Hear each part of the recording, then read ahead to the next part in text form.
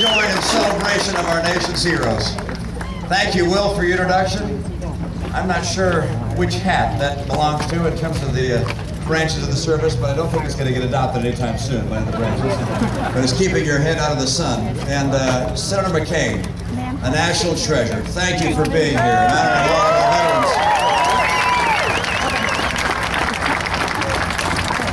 We're gathered in the memory of the greatest generation and of the great men and women of every generation who serve in our armed services.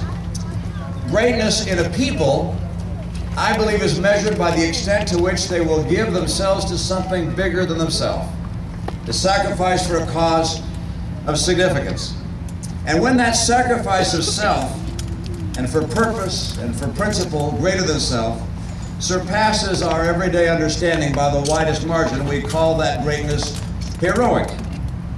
We're a nation that has been formed and preserved by heroes. John McCain is one of them.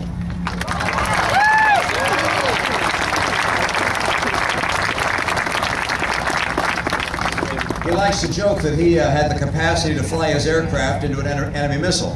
The truth is his heroism was climbing into that plane in the first place and going in harm's way, and that as a prisoner of war, being offered an opportunity to return home and turning it down, saying instead he would consent only if his colleagues and those that were brought to the prison camp before him went home first. An American hero of courage and conviction and character.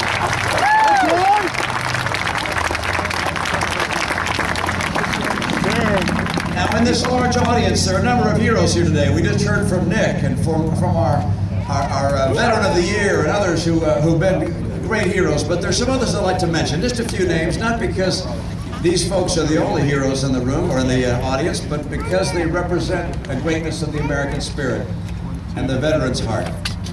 One is Donovan Levitt, Hospital Corpsman Master Chief, enlisted in 1953, served as a corpsman in Korea and Vietnam.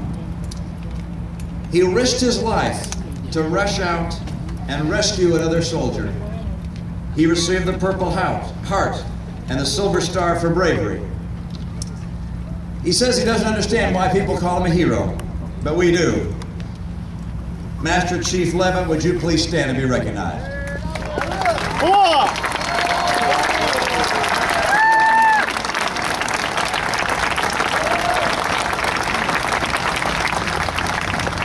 Thank you, Master Chief Levitt. William M. Laughlin. Captain Laughlin was flying the B-24 Liberator, a model of which we have right behind us. In April of 1944, over Europe, he was shot down in Romania, wounded, taken prisoner. For courage and heroism, he was awarded the Purple Heart, an Air Medal, and a Presidential Unit Citation. Please stand, Captain Laughlin, and be recognized by your friends.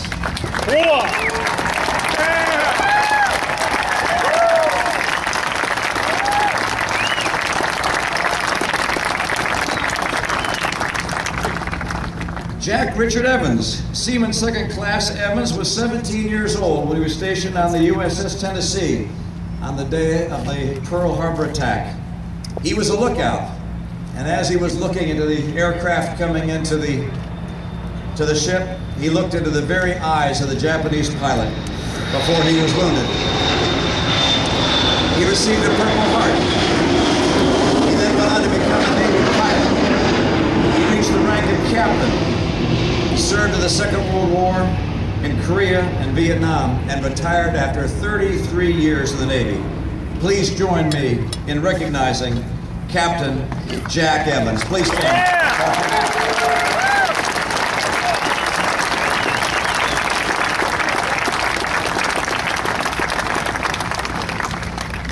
Well, all those who've served in our military or who are now serving in our military, please stand and be recognized.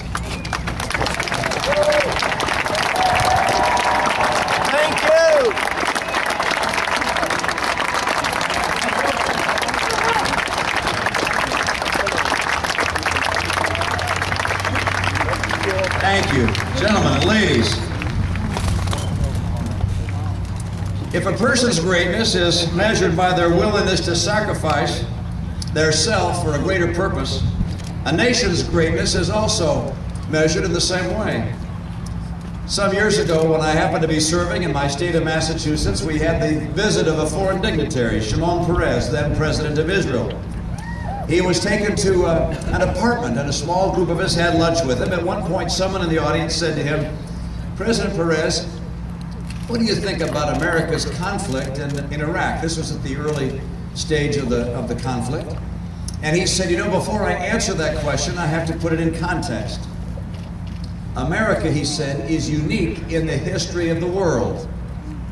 He said, in the history of the world, whenever one nation has been successful in combat over another, they take land in recompense, because land is the source of value on the planet. One nation, he said, in history, has been willing to lay down the lives of hundreds of thousands of sons and daughters and take no land in return. America is unique. America is exceptional in the history of the world. General Colin Powell went on to say, "The only land America has ever taken is enough land to bury our dead." I'm proud to be a citizen of the greatest nation in the history of the earth.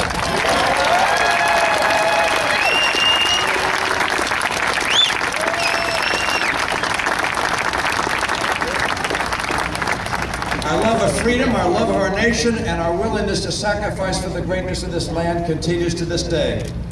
My sons and daughters and families who sacrifice in innumerable ways for this great country.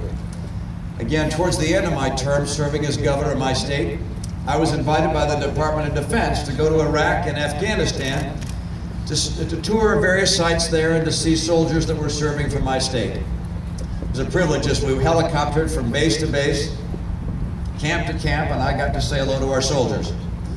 After a while, I said, "Look, I want to make a request of you. If you'd like me to talk to your spouse when I get home and tell him or her how well you look, just take out a piece of paper and write down their phone number and their name. And if you're not married, give me your parents' names and I'll get back and talk to them." Well, by the time I left Afghanistan and Iraq, I had 63 pieces of paper in my pocket. And I thought, boy, this is going to take a long time to make 63 calls. I got home the night before Memorial Day. So the next morning as I woke up, I thought, you know, before the kids wake up and we have the day together and in a vacation, why don't I make 3 or 4 calls just to get started on this long list I have? And so I started making the calls, and after about the second or third call, the woman who answered the phone said, "Oh, hello, Governor Romney. I thought that might be you calling." And I said, "What do you mean?" And she said, "Well, you know, you called a couple of the spouses this morning, and after you'd called us, we emailed our spouses in the theater and told them you'd called, and then they emailed their buddies throughout the National Guard and the Armed Services and said to expect your call, so I expected you to be calling today." So I made 63 calls on Memorial Day. Good job.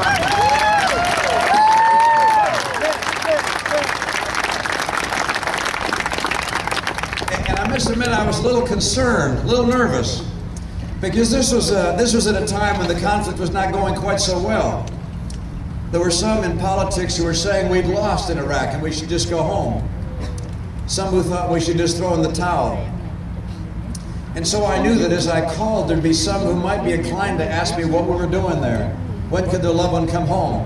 Why was he or she serving in such a far-off place, in such danger? In 63 calls, most of which were answered by someone at home that I spoke with, not one person criticized or critiqued or challenged our mission. And I would end the call in every case by saying roughly these words: on behalf of the Commonwealth of Massachusetts and on behalf of our great country, I want to express my appreciation to you for the sacrifice that your family is making and that your loved one is making in the service of his or her country. And they would either wait until I was finished or interrupt me and say roughly these words: "No, Governor, it's an honor to be able to sacrifice for the nation which is the hope of the earth.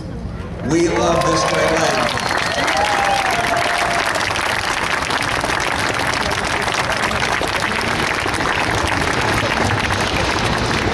I wish I could tell you that the world is a safe place today.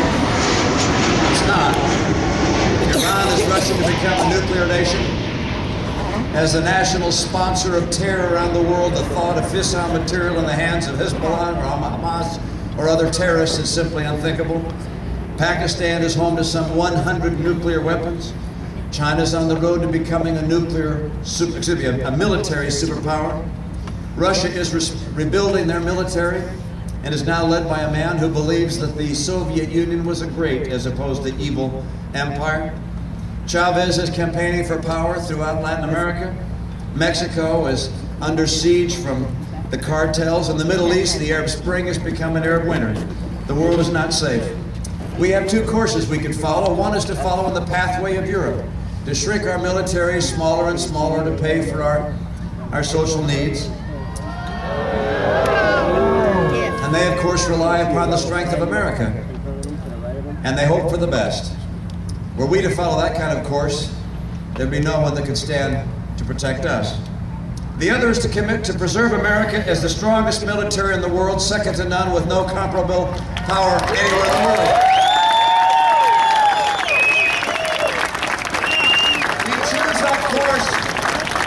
We choose that course in America not so that we just win wars, but so we can prevent wars, because a strong America is the best deterrent to war that ever has been invented.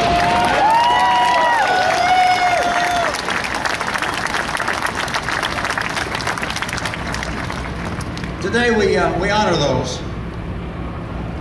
who've served.